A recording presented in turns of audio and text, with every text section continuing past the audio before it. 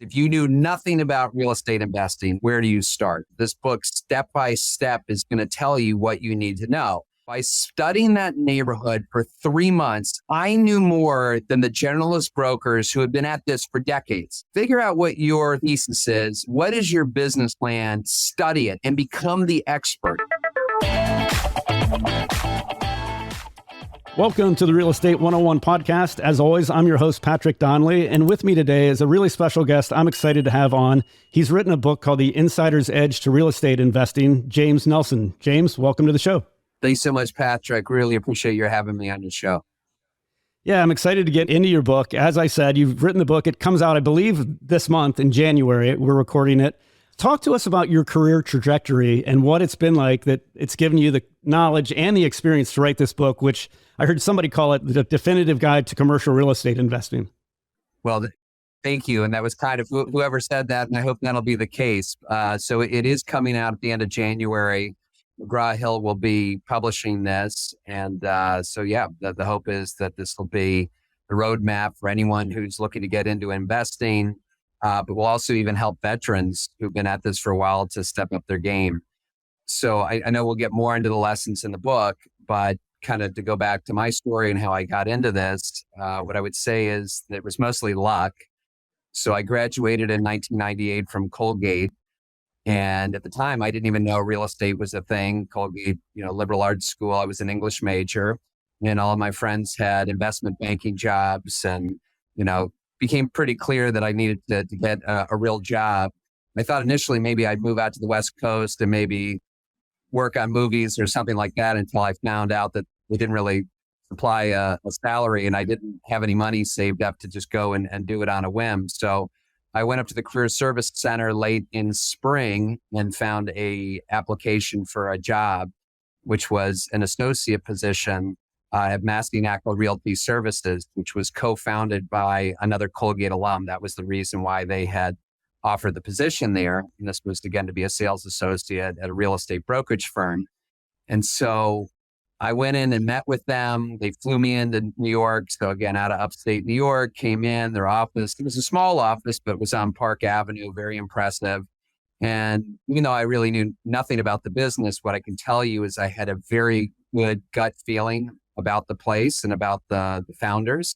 And that's certainly one of the lessons in my book is it's really about the people and who you deal with. So, but we do laugh about it years later because I found out, this is probably years afterwards, that there was only 2 people who applied for the job as sales associate, and I was their second choice.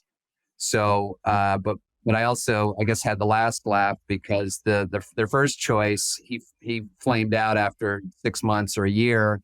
And I went on to spend, pretty much the first 17 years of my career with them. They were kind enough to make me a partner. And along with them, we sold our company to Cushman & Wakefield about 8 years ago.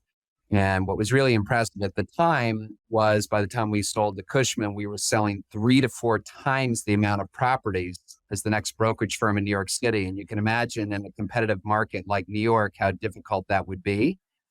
And a lot of credit to the founders of Massey Bob Knackel, Paul Massey, and that they had an incredible business plan, which was they divided up the city into territories. And they said, look, we're going to go represent owners in the sale of their properties.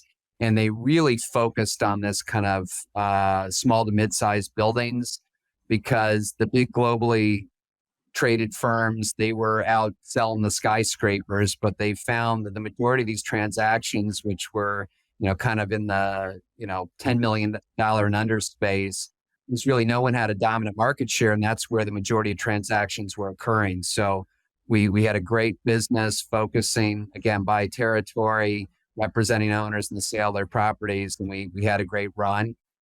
I had 3 great years at Cushman, and then got this great opportunity from Avison Young about 5 years ago to build out their investment sale platform. And here we are 5 years later. I've got a team of close to 36 people.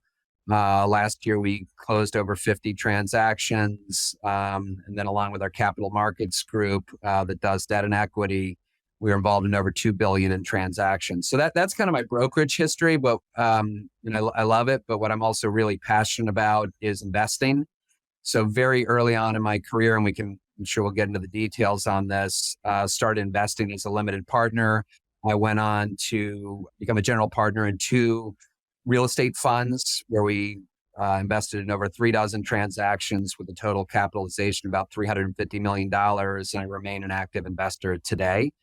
And as you mentioned, part of that has been kind of sharing that knowledge through my podcast, The Insider's Edge to Real Estate Investing, which is also the name of my upcoming book. So I want to hear more about the book. My co-host, Robert Leonard, has recently published a book. It was a book on house hacking. And just talking to him and hearing some stories, it sounded like a pretty grueling process, the writing process itself. What made you want to write the book? And talk to us about that process, what it was like. Patrick, it's a great question. And, I will tell you, this all started, the podcast too, right after COVID set on. And you probably remember those dark days, kind of mid 2020. We're all sitting at home. We didn't know if we were going to be in this for weeks, months, years. And needless to say, I had a lot of free time on my hands. And I'm a big fan of coaching. And I remember my coach at the time, Blaine Strickland, who wrote 2 great books, Thrive and Adapt. He said, James, you want to look back on this time and just say, hey, you were able to kind of keep up on your emails and stay in touch? Or do you really want to move the needle and do something? He said, when else are you ever going to have the opportunity to do something? And from there, the podcast was born. And out of that and the lessons learned, the idea was to do a book. And I also give big credit to Ryan Serhant, who'd written a real estate book. He's the top residential broker in the city, if not the world. And so he talked to me and helped introduce me to an agent who introduced me to McGraw-Hill. But what I will also say is that I had a lot of help. So, a big part of my personal success has been building a great team, whether that's in brokerage, but also with this book process. And so it would be generous to say that I wrote this whole book myself. What the agent quickly did was introduce me to a writing partner. So I had a writing partner, Rachel Hartman, who writes for U.S. News and World Report. And we collaborate on this book for months to get it ready. But you can actually go to my podcast and listen to the episodes where she interviewed me for 12 consecutive segments if it doesn't, bore you too much. But that's where all the information was. We do an hour-long interview and then she'd write a chapter and then obviously I'd edit, add to it. But that was kind of how the book came to be. Had you always had a dream of being an author or writing a book, or was it, as you said, it just kind of developed over COVID? Well, I was an English major, and one thing that I did enjoy was creative writing. I certainly was not good enough to make a career out of it. But I do a lot of writing in my day-to-day business, and I am happy that I have that degree, and I'm pretty quick to, whether it's my monthly blog that I write up or just even composing a simple email. I think it's an important skill to have. So I'm happy that I can kind of bring that passion together on a subject that I've spent now close to 25 years along the way. And I think with the book, the reason why I wrote it was there are a lot of great books out there. You mentioned one of your friends who wrote the house hacking book. There's a lot of books that deal with kind of specific aspects of the business. Maybe it's investing in multifamily, maybe it's investing in triple net or whatever it is. But I wanted a book that was really universal, that really tells you everything that you need to know from start to finish. And one thing that amazes me, and I think you might have mentioned, I do a lot of guest lecturing. So I've guest lectured at Columbia, Wharton, NYU. And whenever I speak to the professor, I say, well, what's the book that you use? What do you assign to the students? And, inevitably there's not a book, right? There might be a handout or maybe some excerpt, but I really hope that this book will become the book for primer to learn how to invest. And so that's the goal. And I hope it helps a lot of people find the same success and love that I have in real estate investing. I wanted to talk more about the book. As you mentioned, you've taught at Fordham, you've taught at Columbia, Wharton. And if you weren't using your own book, are there any books that you would use to teach that class? Books that you've loved that have made a big impact on you? Yeah, I mean, again, there are a lot of books that have been written on real estate investing. But again, you need to kind of pull pieces from them, or they might deal with certain aspects. So, well, first of all, even though this is geared towards brokers, I think Rod Santamassimo, who is another great long-term coach of mine, he wrote a book called Knowing Isn't Doing. It's his latest book, which is fantastic. And I yes, like that it's title. written for brokers in mind, but you can actually apply it to anything, including investing. Also, my friend Bo Berry, who's also a real estate broker, he wrote a book called Multifamily Investors Who Dominate. There's one other book, I'm looking for the title. It's Building Legacy Wealth by Terry Moore, which I think is fantastic as well. Now, he writes specifically through the lens of investing in San Diego. I mean, again, you can apply it elsewhere, but my book, I think, is a little bit more of a macro approach, as opposed to he's really diving in and getting specific, which is super helpful too. I love the book you mentioned, Knowing Isn't Doing. That's a great title. Yeah, absolutely. Well, so that's the true. thing. I mean, and there's a lot of people who are listening or watching this right now, and that's great. But my hope is that you'll take, maybe 3 or 5 actionable things. So specific things that you can say, look, if I apply this to my business in the new year, I'm going to make an improvement and hopefully a big one. I know I've been guilty of that, just acquiring knowledge, just trying to get as much knowledge as possible. And at a certain point, you just have to jump in and do, so it's a great title. Well, I'm also certainly a James Clear fan and Atomic Habits. So I think once you've kind of figured out what are the specific things you're going to do, then it's how do you make it a habit and do it on a consistent basis. Yeah, I just interviewed a guy last week. He does a YouTube channel, but in the back of his office, it says get 1% better every day, which is James Clear practice. Just incremental changes each day, incremental improvements make a huge difference, as you compound them. No doubt.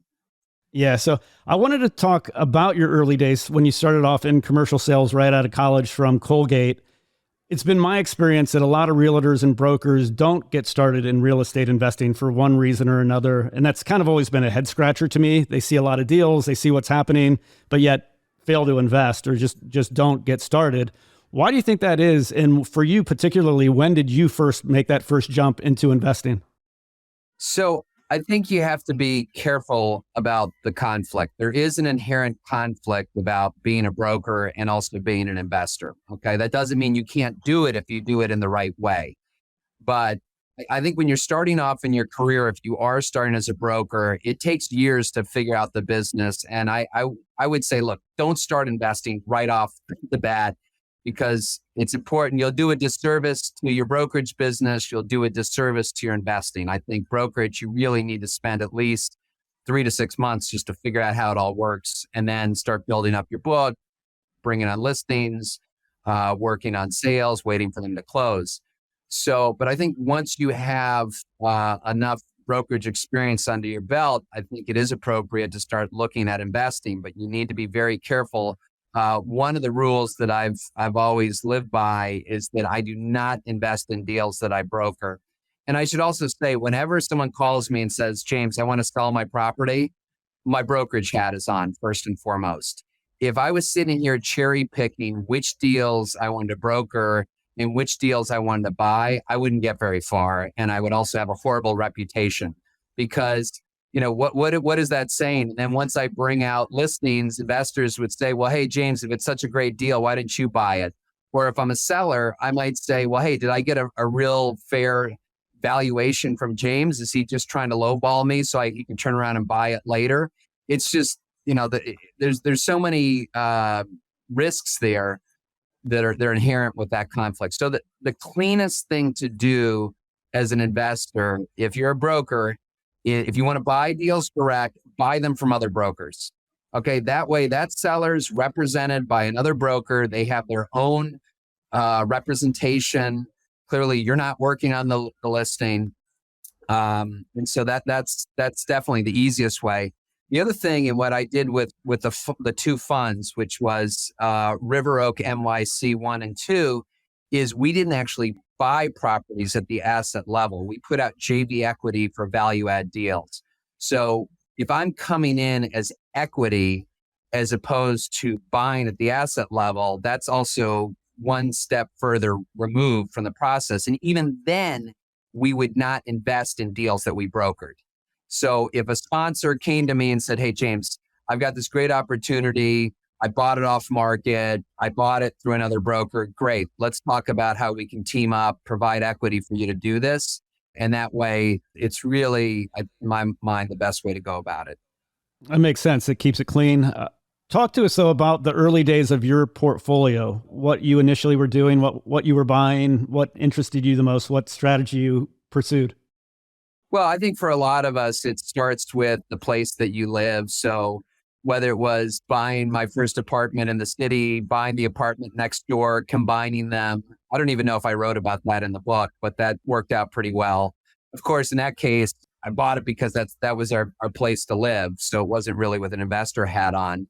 Say more about that. So you bought one apartment. Were you living there as well? Yeah. Yeah, we had a 1-bedroom, and when my wife was pregnant with our first child, we needed more space. So we literally knocked on the door next door to our apartment, and ended up buying that apartment and combining them. So learned a little bit about construction and rode the market on the way up. So, but I would say the first more investment that we did was then we decided we wanted a weekend place. So again, I worked here in New York City. We were living there at the time, and we really liked this town, Cold Spring, that was up on the Hudson River, right across the river from West Point. And we bought a 3-family. And I found very early on, we could live in one unit. We were only going there on the weekends, and the rent from the other 2 apartments covered the rent. And I think we bought that for $315,000. We probably spent $50,000 renovating it. And when we were done with it, we sold it for $550,000. So not only do we have a place to live for free for a couple of years, we ended up profiting from the sale. So that was kind of maybe my first real experience investing on my own.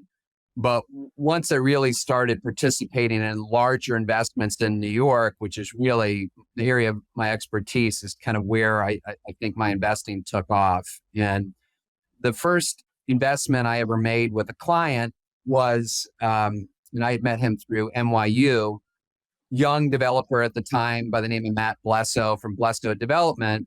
And I met him. He knew I was a broker. He called me up and he said, James, I've got this great property in contract down in Greenwich Village. I think I got a great deal for it. Do you think you can flip the contract for me? Meaning, as the broker, I was going to go find another buyer who was going to step into his shoes, close the deal, and pay him for the contract. And so he was in contract for about $1.8 million, $1.9 million. And I had offers within a couple of weeks for $2.6 million. So there was no question that he got a great deal on this. And he said his kind of time came for him to step up and execute on this. He said, James, I really appreciate all your effort, but I'm really excited about this opportunity. It's too good to let go. I've got a business plan for this. I'm not going to flip it. So as disappointed as I was as a broker, because obviously as a broker, you only get paid on a sale. I asked him, I said, well, hey, Matt, are you taking any investors for this? And he said, well, as it turns out, I am. I'm raising money and I'm going to go out. And I think at the time he was raising like $600,000. And I signed on as his first investor. And it turned out, it's still to this day, my best investment ever. I mean, this was probably 20 years ago now. He ends up condoing the building, selling the units upstairs for over $5 million. And obviously there was conversion cost associated with that, but I got all my money back like times 2 or 3, and we were into the retail for free. So at this point, I have all my money back, infinite returns. And we fast forward 5-10 years later, we put a restaurant, really trendy restaurant in that ground floor space. We end up selling just the ground floor for over $4 million. So we sell the ground floor for more than double what we paid for the whole building. Again, we have no money into the deal. We take that money, 1031 exchange it into a multifamily deal in Brooklyn. And maybe we just got lucky, but turns out that the building is right next to a development site. We sell the air rights off of that, I think, for another $1 million.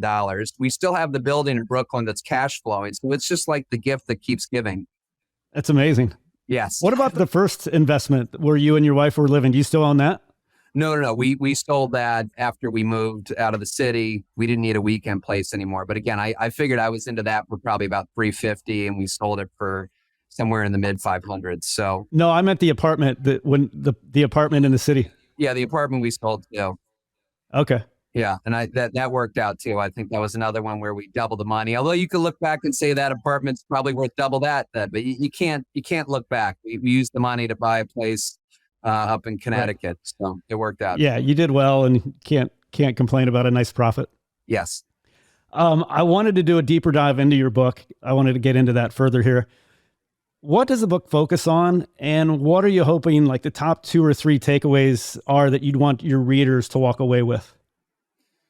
Great question. So again, the whole point of the book is I want this to be able to tell you everything you need to know to get into real estate investing. So my goal, Patrick, is if you knew nothing about real estate investing, maybe you just sold your tech company, you're sitting on tens of millions of dollars, you want some diversification, how do you do it? So not knowing anything about real estate, where do you start, right? And I really do believe this book, step by step, is going to tell you what you need to know. It starts by talking about the different types of real estate, whether it's multifamily, whether it's retail, office, development, which I tell new investors to steer clear of. But it talks about, first of all, you need to be honest with yourself to really evaluate how much time do you have to devote to this and what's your risk tolerance. So if you're someone who's working 50, 60 hours a week at another job, being a general partner, going in and repositioning an apartment building and managing 10, 20, 100 units is probably not what you should be doing.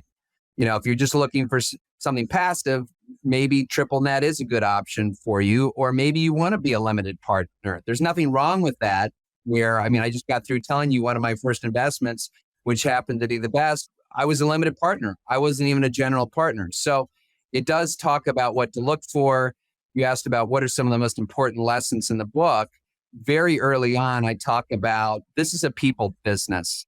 It's very important to have success to make sure you have the right team in place, a team of specialists who have experience. So I talk about in the book, like if you are working with an attorney, make sure that's an attorney who is a transactional real estate attorney who has worked on helping their clients acquire that type of multifamily. Don't go to your, trust and estate attorney, right?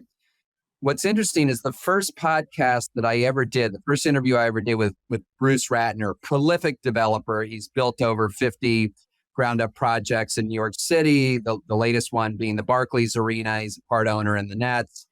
And I asked him, I said, Bruce, what was the secret to your success? And he just kept saying it's about the people.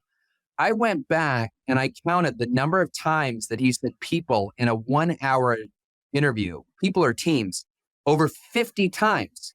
He used people or team almost once a minute, which is hard to imagine, but that's what it's about because, Patrick, I'm sure when you're doing your investing, if you're one person, you're not going to get very far, but it's really those professionals, whether it's cultivating a great relationship with your sales broker who's going to find you that opportunity, or maybe it's your mortgage broker who's going to get you that debt. Maybe it's the contractor who's going to help you reposition the asset. Maybe it's your third party manager. So it's really about the people and the team. So I think that is essential.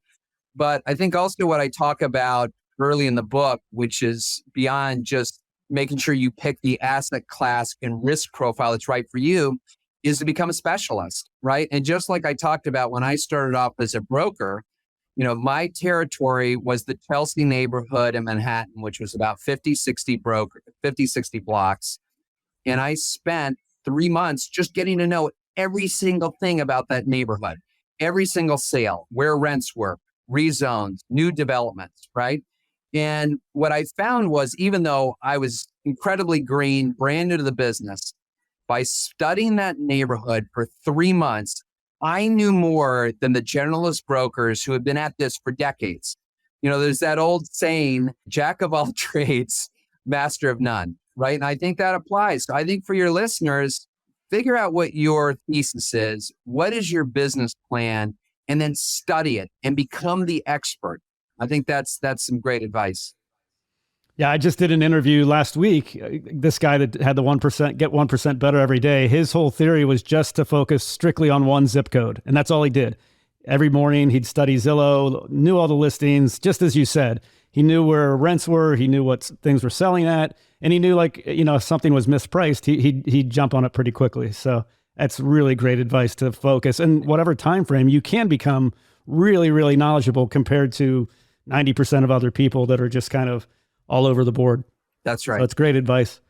I wanted to go a little further into, you had mentioned the fund you did, River Oak. Yes. Talk to us more about what that is and the value add deal that you've done. 2 value add deals, I believe. Well, there were 2 funds. 2 funds. Okay. Yeah. So as a broker, this is now 10 years into the business, and I'm seeing all my clients make tremendous amounts of money. And even though, like I said, I wasn't going to be buying $10, $20 million properties, what I noticed was the toughest thing for our clients was not necessarily finding the opportunity or executing. The number one thing they struggled with was raising equity, because in a strange way, it's actually easier to get a $20 million equity check than a $2 million equity check, because what you have is all these institutional investors that, for them, it's not a good use of their time to focus on the smaller stuff. So they're writing larger checks. And yet it's a mismatch, because you have all this institutional capital focused at the large transactions. And what we found in New York City was 95% of the transactions were actually under $50 million. And yet it seemed like 95% of the equity was focused on $50 million plus. So you have this complete mismatch. So we said, how do we raise capital, right, and provide institutional equity for emerging sponsors where we can go out and put together a portfolio? And so, and again, we knew how to find clients, right? And that fund, it was more about finding sponsors who had great opportunities than the deal itself. Because again, we weren't buying the property. The sponsor was bringing us the opportunity with a business plan, saying, hey, I need $2, $3, $5 million of equity for this. So we raised $26 million for our first fund. We did this with from high net worth individuals. So they were investing anywhere from $250,000 up. And then for the second fund, we raised another almost equal amount, $24 million. So we had $50 million of equity that they redeployed in about 3 dozen transactions for a total capitalization about $350 million. So I've enjoyed it, because it's a way to participate as an investor, but not having to be on the front line, being a general partner, having to do that day to day. What are your coming goals for the year, this year and the years ahead? I know you work with a coach. You mentioned that. Do you set New Year's resolutions and plans for your investment goals? And I'm curious if you can share with us what those are. I'm smiling because I'm still refining them. And here we are, January 9th. So I better get on the ball. From the brokerage standpoint, we are meticulous. We track everything. We know what everybody had for breakfast that morning. So we're very, very focused on pipeline, how many presentations, how many listings, how many sales, how many revenue, what are the conversion rates. So we are very, very focused on that. Last year was a big year for me as far as with the exposure piece to it, to help the business, help my investing, obviously the podcast, a lot of focus on the book. I'm still, with the book coming out shortly, spending a lot of time getting the word out on that. So that is definitely going to be an important piece to it. But I think for this year, what I'm thinking about, and this might actually seem like kind of going in the opposite direction, but I've spent so much time focusing on the digital presence, the social media, and that's a machine now. I've got a great team to help with that. But I want to get back to spending more time with people one-on-one. You can have a great reach. Formats like this are awesome. We can hopefully help out a lot of people, but for whatever the expression is, kind of a mile wide, an inch deep, as opposed to really cultivating those relationships. Because whether it's brokering or whether it's investing, I look and I see that it's probably 100 to 125 people. In fact, Blaine Strickland talks about that in his book, Thrive, about the top 125. I mean, you really can't get to know more than 125 people that well, at least for business. And so let's really, spend more meaningful time. So I don't know if that works for you as a resolution, but that's definitely a habit that I need to get back into doing. It's a good one. I mean, as you mentioned, it's a people business. Relationships are critical. So it sounds like that's a pretty important goal to focus on the one-on-one relationships. I want to hear more about your podcast. It's The Insider's Edge. It's the same as your book, right? Yes. It's The Insider's Edge to Real Estate. You mentioned Bruce Ratner, right? I'm curious, what are the one or two guests that have made the biggest impact on you that you've had on the show? Who are they, and what were the biggest lessons that you've learned from them? Wow. And maybe not to ruin the surprise, or maybe I'm breaking it here on your podcast first, but I am planning on having a second book that will be coming out next, which is Real Estate Investing, The Keys to Success, where I do just that. I take my favorite 15, 20 interviews and then really look at what was that one skill, what was that one trait, what was it that separated them and gave them that advantage. So I don't know if those, 15, 20 per se were, I love them all in their own way. I guess it's like picking a favorite child, but I think what those interviews have in common is I interviewed legends in the business who've been doing this for decades. So obviously Bruce Ratner has been doing this a long time, but I also, I found it very fascinating speaking to Rick Clark. I mean, he's the CEO of Brookfield Properties, the largest owner in the world. And same thing. I kept asking, Rick, how did you expand when you came to Brookfield, this kind of Canadian company, you opened up their New York office, fast forward, now they're in every major country. How'd you do it? You just said, hey, it's all about the people, getting the right boots on the ground, getting the right partners. So I like that a lot. But I also like what Don Peebles had to say. And he's written 2 books, which are great too. And I know we're going to talk a little bit later about why to invest in this market. There's a lot of uncertainty. Rates are going up.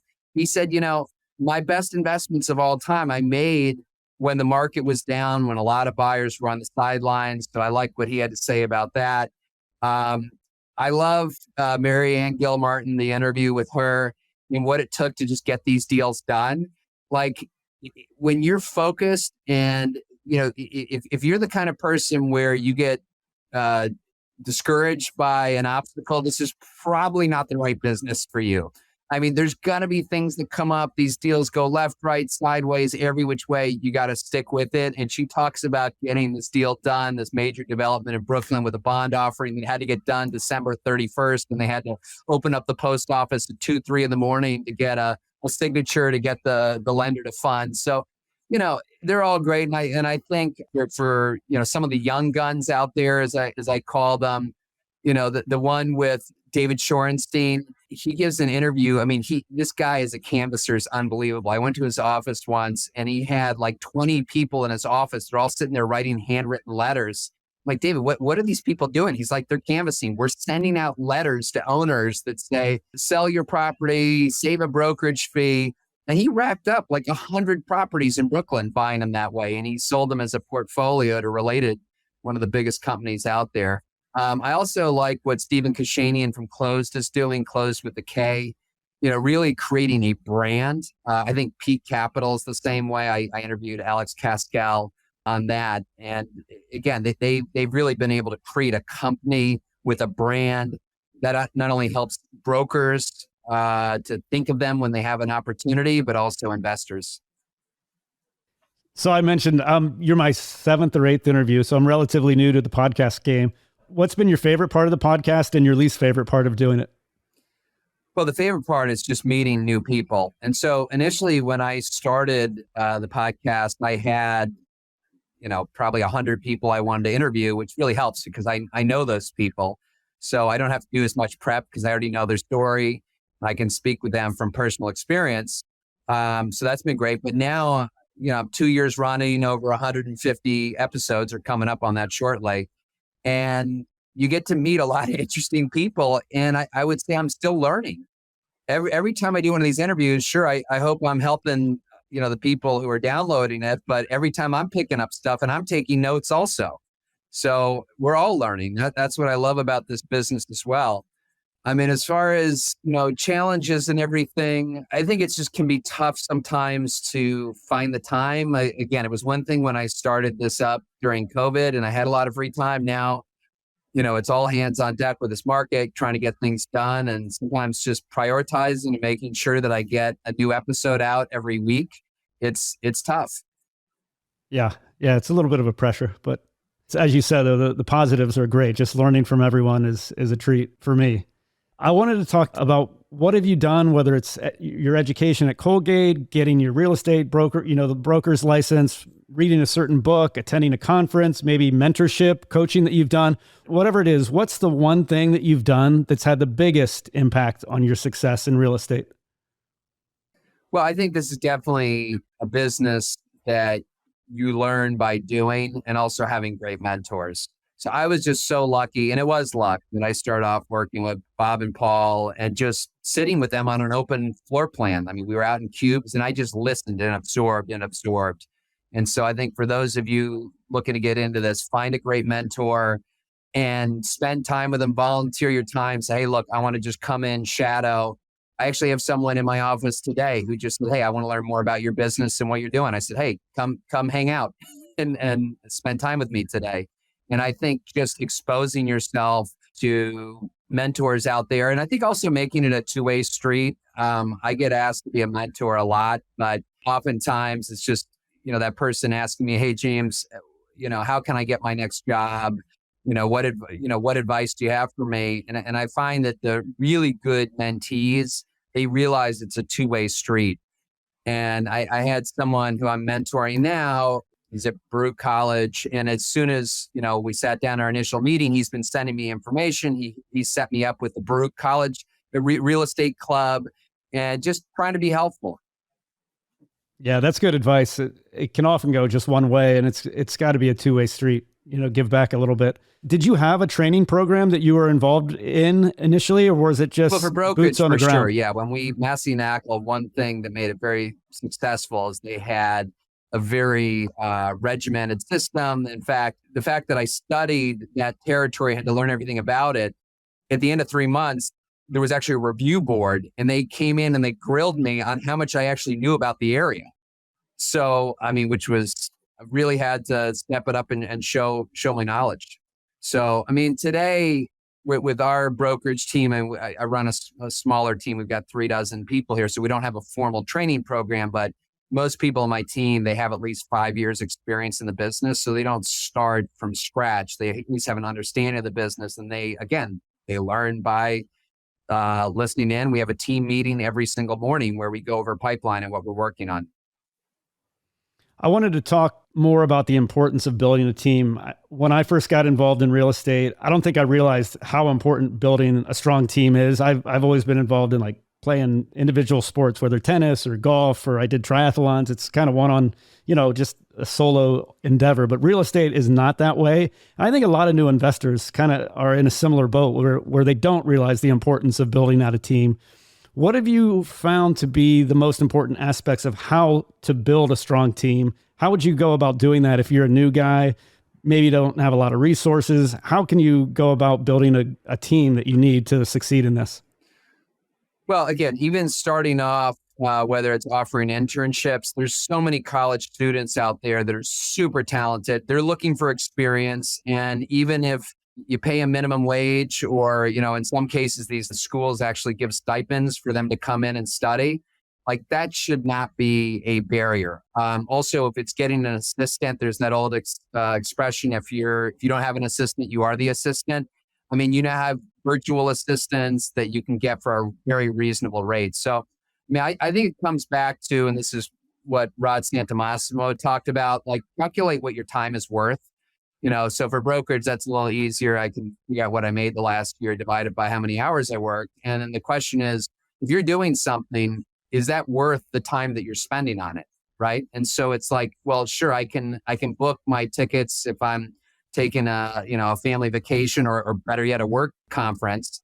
But isn't it more valuable if I can get someone to help me with that, who's frankly a lot better at it than I am? And then I can spend my time maybe cultivating relationships or doing something like this. Yeah, it's good. I mentioned the guy that focused just on one zip code. And I wanted to talk a little further about the role of specialization within real estate. You focus just on one area in New York. Is that the way you would go about it? I know you've got 3 sons, maybe. I think that's Yes, correct, right? correct. 3 Yes. boys. Would you recommend they just focus on one aspect of real estate, study one niche, or would you say get a broad view of the whole option, the different options that are available in real estate, figure out, try different things and figure out what you're good at? It's tough to know for a guy just getting started where he should specialize. You know what I mean? Right. It's a great question. And the answer is both, right? Because on one hand, you have to have an overall knowledge of the whole process. Okay. So not to keep trying to sell my book, but that's part of it, to say, okay, this is pretty much very high level what you need to know from start to finish. These are the different players on the team. And I do hope to collaborate on a third book eventually that really dives into the specifics of each of those roles. But you do need to have an understanding. But once you've landed on what you want to do, whether it's a broker, whether it's an investor, then yeah, you got to specialize. And that doesn't have to be on geography. It could be an asset class. It could be a business plan. Could be within, triple net. I'm going to just get to know fast food. I mean, whatever it is, but get specific and become the expert on that space. And it's got to be niche enough that you can actually cover it and get to know everything. Whereas if you just said, hey, I want to do industrial, then I want to do it, up and down the East Coast, that's like way too broad to figure out. Are any of your sons interested in real estate? Are they? Well, my oldest is graduating high school and he's already asking me for a job. But and if he's listening, I would tell him that although I would love to have him on board, I think it's important that, first of all, he goes into college with an open mind. Like I said, I didn't even know real estate was a thing until my senior year.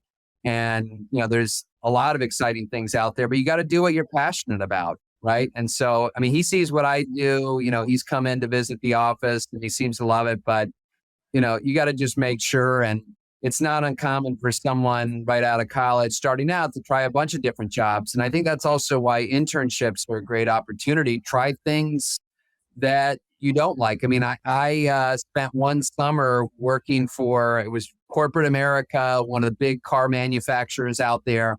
And this was a super plush job. I mean, we were out playing golf at least once a week and it was great, but there was kind of that ceiling where it's like, okay, well, you're going to sign on and you're going to be working 9 to 5 for the rest of your life. And you can kind of rise within the ranks of middle management. And there's nothing wrong. Like some people just say like, I like the security. I like the lifestyle. It's great. But I knew I wanted to do something more entrepreneurial. My grandfather, who I talk about at the beginning of my book, he started off as a used car salesman and ended up owning his own dealerships.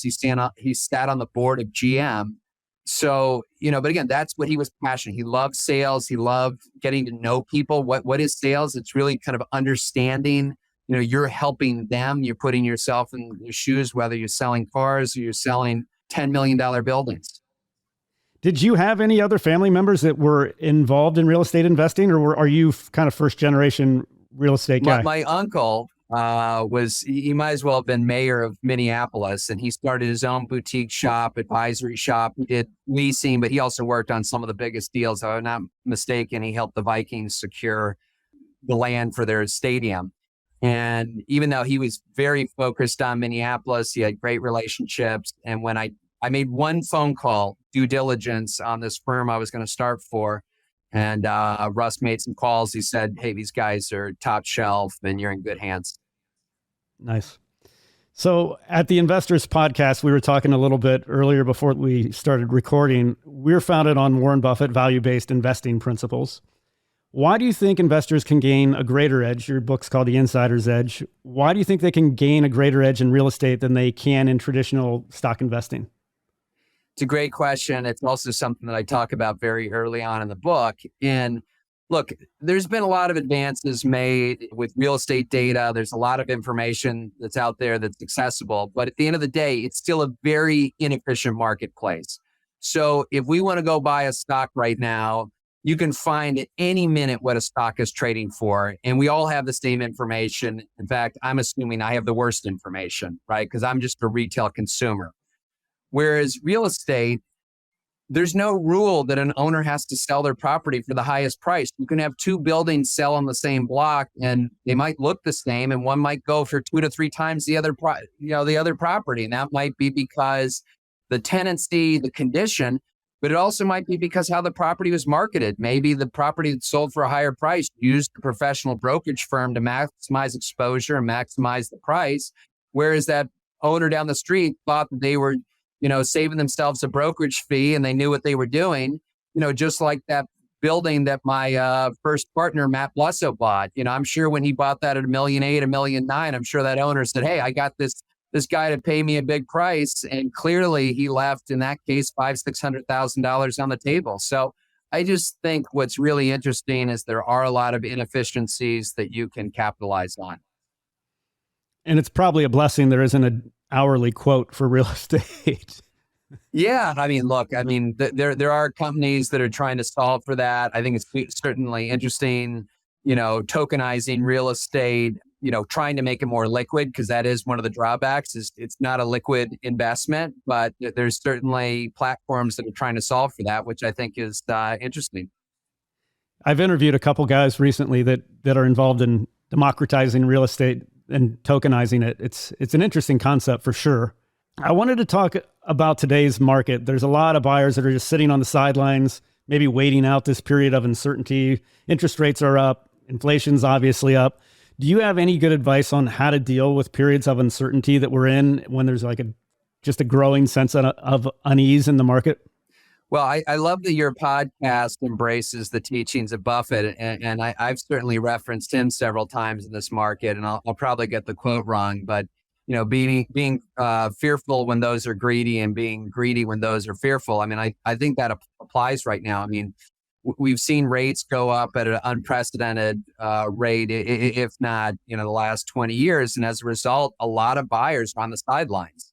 And so buyers are assuming, hey, if I wait 6 months, 9 months, pricing's going to move in my favor. Well, that might be correct, but don't forget, we're also dealing with supply and demand. And if all the buyers pile back into the market, you're going to have a lot more competition. So one thing that I also talk a lot about my book, and so try to remember, what are the 3 things that you want to take away from this? We talked about the people, the teams, we talked about the specialization, but here's a really specific one when you're thinking about buying property: seller's motivation.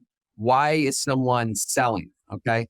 We were just talking about in our sales meeting this morning that we got hired by an estate and they're donating all the proceeds to charity. Now, that doesn't mean we're not going to do the best job we can to get the highest price, but we're selling no matter what. So when you're buying, ask the broker, why is the seller selling? And if they say, well, hey, we thought it'd be a good time, or maybe we could still get a decent price for it, that's really a discretionary seller. That's someone who does not have to sell. Where an estate, partnership dispute, distress, those are opportunities where someone really has to transact. And there's less competition out there today. That's where the opportunities are going to lie.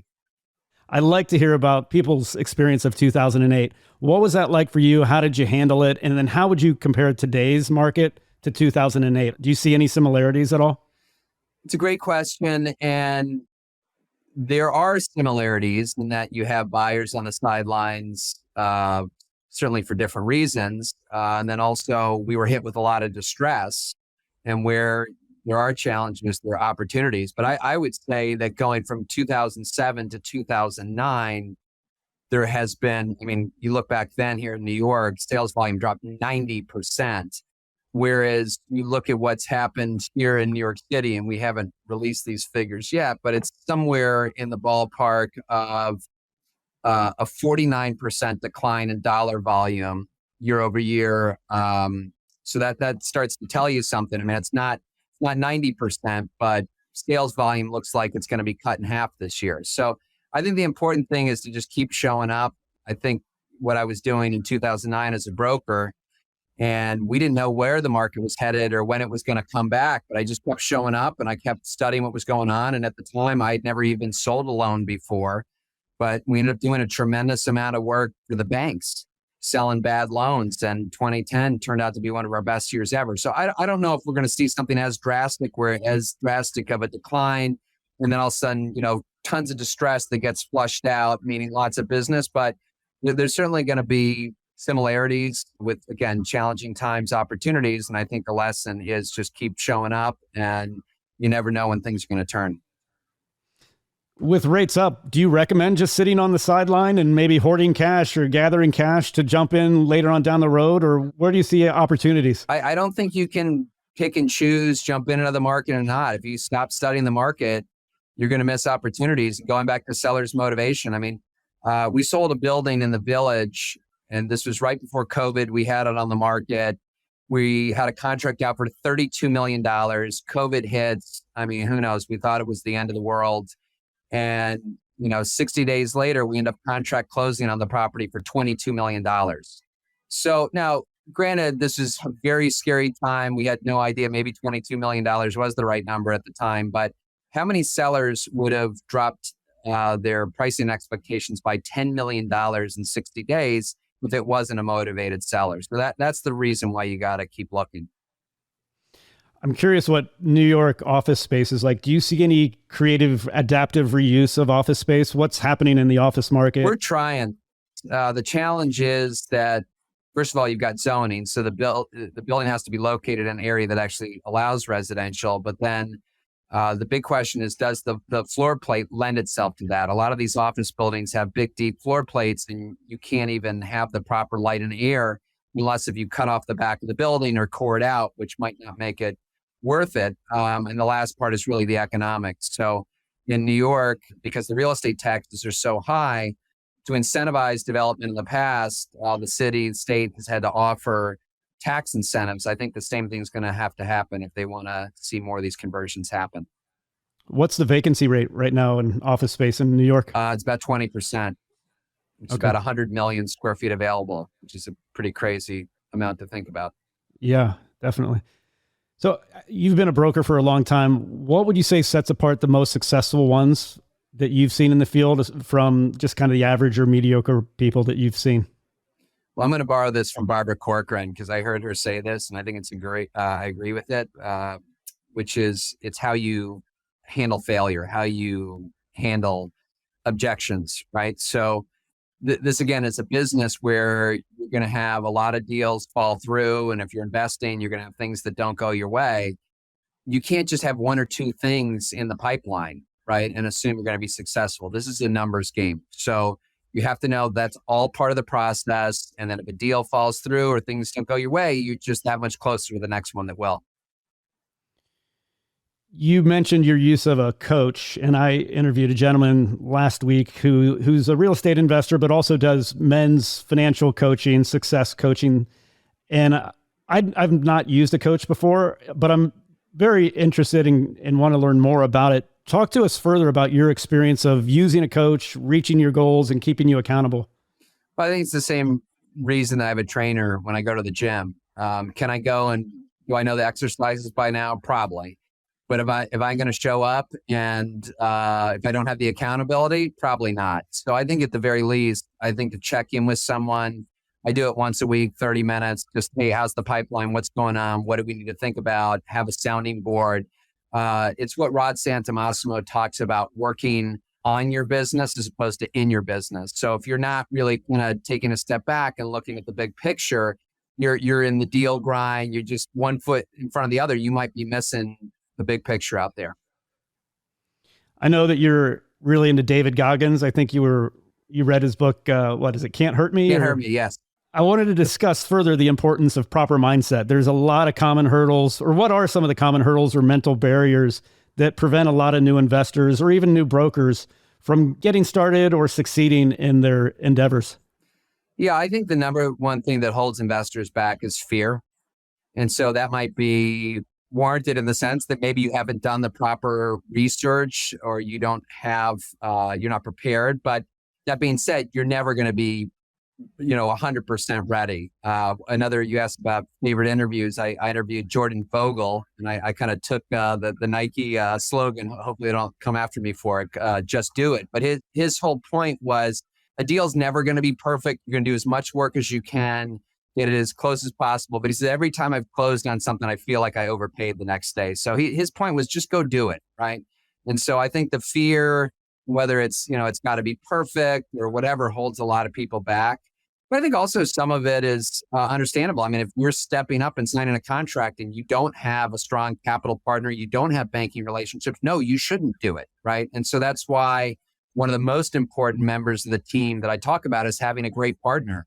And maybe for your first deal, it's bringing the investment to an experienced developer operator where you can go in and say, look, I'm bringing this opportunity. Can you give me sweat equity in the deal? I would just learn. I would like to, kind of watch this from start to finish. And you've got this great investor base and lender relationships and team to execute on this. So, because I think without that, I think sometimes that fear can be warranted.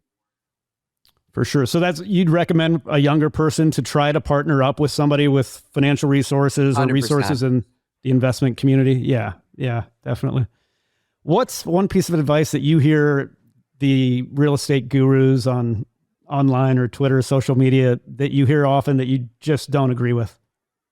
Well, I shouldn't say I don't agree with it, but I certainly don't understand it. And I'm starting to do more on Twitter, but I'm hearing about how all this money is being raised on Twitter, and it gets into kind of risky territory when you're making certain statements about what you can invest in, what the deal is going to look like. On one hand, when you do a traditional syndication private placement, you look at these books that the attorneys put out for accredited investors, and you say, why is this really necessary? But no, there are a lot of inherent risks with this stuff. And so I think why a lot of these traditional channels, that's the way that a lot of the business is still getting done. But hey, if there's other ways to raise capital by going out there through social media, I think it's interesting. It's just got to, be done in the right way. Are you on real estate Twitter? Is that something that you're part of? Well, the most powerful social media platform for me is LinkedIn for sure, and then Instagram. But I am starting to spend time on Twitter just because that's where people are. So I'm watching it for sure. It seems like it. It's where I do a lot of my research for guests. It's really been a great resource, and it's big education as well on Twitter. I think it's for information for sure. Again, when it comes to raising capital, you got to be very careful about what you're saying and how you document things. For sure. So looking into the next few years, where are you seeing the biggest opportunities and trends that's exciting you? Well, I just wrote a white paper, so maybe I'll just direct people to Real Estate Weekly. You can Google my name and find it. But yeah, there's a lot of things. I think the challenge of financing deals today, we might see the return of seller financing. So if the bank's only going to give you a 50% loan, I think sellers could help bridge the gap. I still, we're talking asset classes. I really like retail right now. Retail's had a huge resurgence. I mean, so is multifamily. I mean, you got to just buy it at the right price, obviously. Talking about office conversions and how to do that. So yeah, I list out about 8 ideas on investment themes that I like. The office conversions interest me. My wife and I just bought a building. She's a therapist, mental health therapist. And we do basically, I don't know if you have salon lofts in New York City, but it's basically a loft or a space for hairdressers that are rented out, space, individually that are rented out. I'm selling one right now. Oh, okay. Yeah. Okay. So you've heard of them. So we've got the same concept. It's salon lofts, but for mental health therapists. And I love it. And what I will tell you is the one that we're selling is completely full. So all this concern about, well, are people going to come back to the office? Like when you're dealing with a therapist, and I guess you can do some of that online, although I'd prefer to do that in person.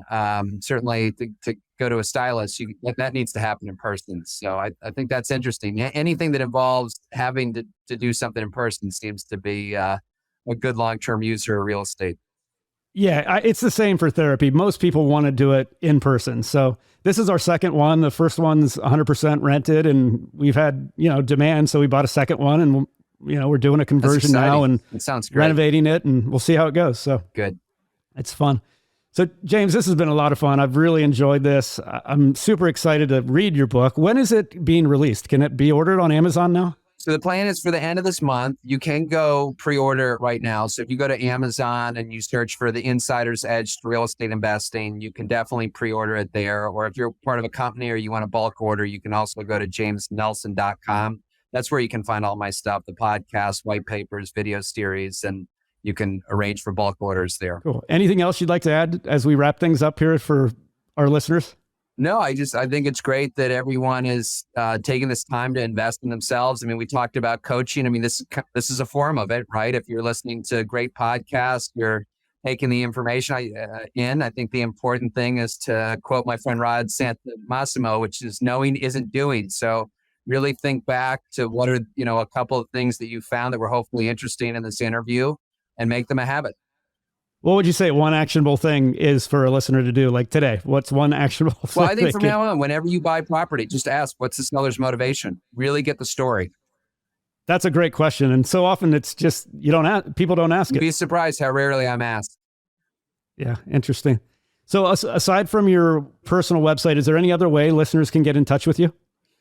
Well, you can definitely go to search me on Avison Young, and you can see everything that we're selling in the New York area. So yeah, we're very active there as well. But yeah, my handles are James Nelson NYC. You can see the stuff we're posting on LinkedIn, Instagram, and Twitter.